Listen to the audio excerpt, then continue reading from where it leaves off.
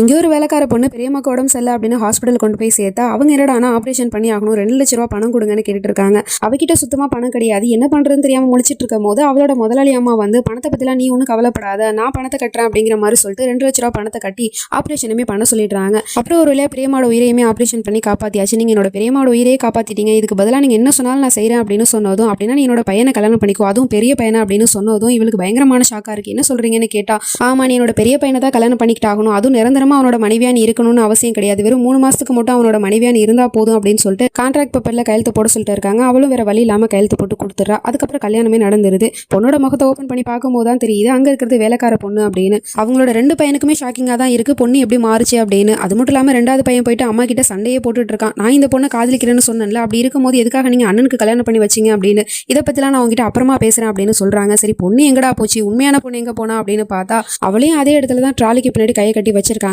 இதோட full video நான் கீழே கொடுத்துருக்கேன், அதை கிளிக் பண்ணி பாருங்க. அப்புறம் மறக்காம நம்ம சேனலை சப்ஸ்கிரைப் பண்ணிக்கோங்க. தேங்க்யூ.